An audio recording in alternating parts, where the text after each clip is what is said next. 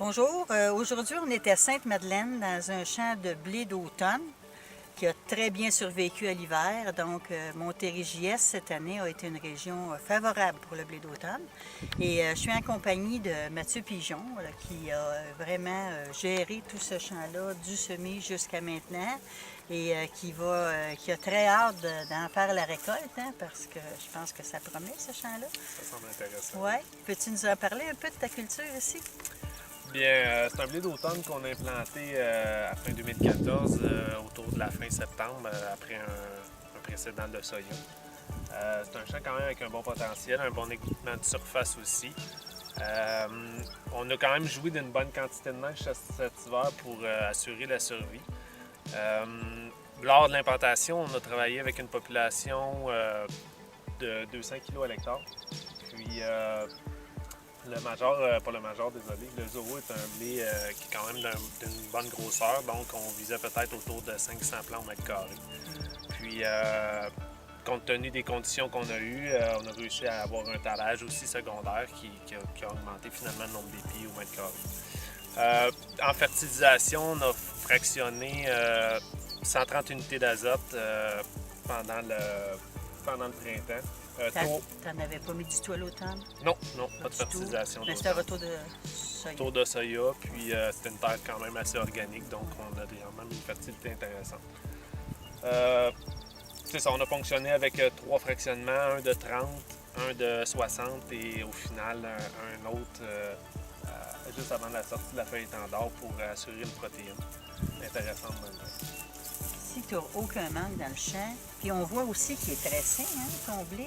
As-tu fait des interventions au niveau des fongicides? Des fongicides.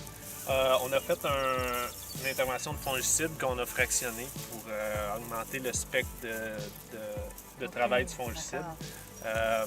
Compte tenu qu'il y avait beaucoup d'épis secondaires, on a eu une pollinisation qui s'est étalée sur 2 ou 3 jours. Donc, pour assurer de bien répondre aux critères d'action du fongicide, on a choisi de le mettre en 2 étapes. Puis, on a travaillé aussi avec un bar folié pour éviter l'ergot, pour essayer de diminuer justement l'incidence d'ergot dedans. Pas de raccourcisseur de paille ici? Non, pas de raccourcisseur. D'accord. Donc, on disait qu'ici, c'était un semis de 200 kg/hectare qui représentait un 500 plants au mètre carré. Exact. Après, il y a eu un décompte de fait par la MATAC. Oui. On aura des données aussi de tout ça. Oui, après la récolte pour établir un peu le rendement total.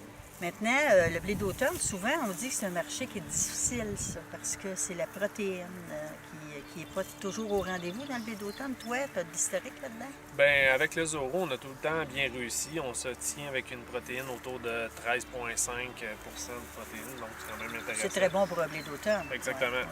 Ben, le pourcentage visible, 12,5, donc c'est pas problématique. Puis c'est un indice de chute qui est quand même intéressant. Ouais. Puis c'est un blé qui est orienté vers le pain, ça. Exactement, c'est un blé panifiable. Panifiable d'automne.